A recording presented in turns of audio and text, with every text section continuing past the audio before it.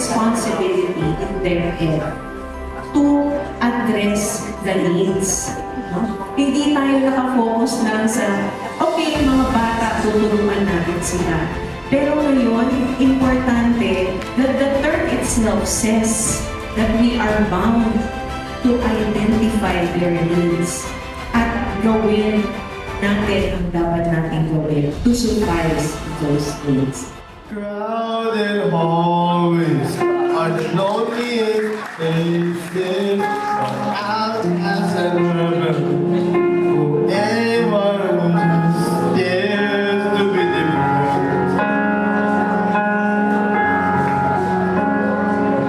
And you're trying for so long to find out where you place this, but it keeps in narrow mind.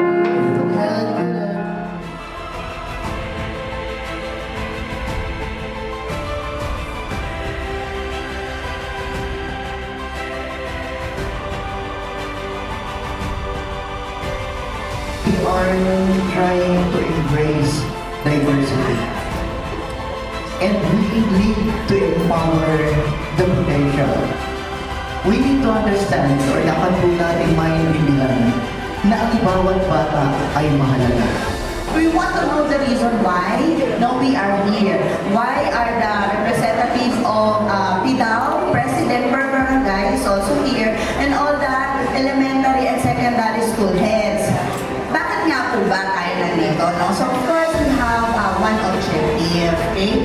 So we want to ensure that no child is left behind for this reason of their disability. On the early age. So ngayon, kaya ang sabi po, dapat daw po, may adult daw po, na tama po si Ma'am Manuela, no, na may puso po at may malasakit po dun po sa ating mga bata. So kami po ay mga physical therapists na nasa community since 1990. My responsibilidad.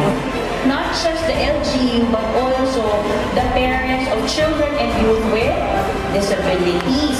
Yes, no, lahat ng klase si Ate Lee, sinabi na sa teacher, pero wala nang ayaw. So, ang problem is nakanino na, naka-teacher na. Remember yung sabi ni Ma'am Ella, we have to open our heart to these children. Sino I-execute yung lesson para sa mga ganitong klaseng bata. Di ko Ng pagtuturo pagdating sa inclusive education.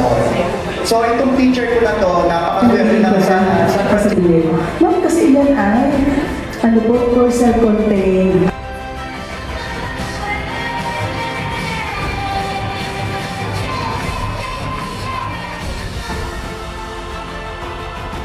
So, 24 barangay inikot po namin para mag-health screening.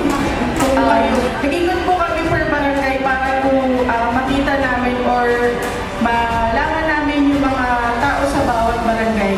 So ngayon po ang susunod namin siguro is yung mga school na. The inclusive coaches, the school heads, yung parents po at the same.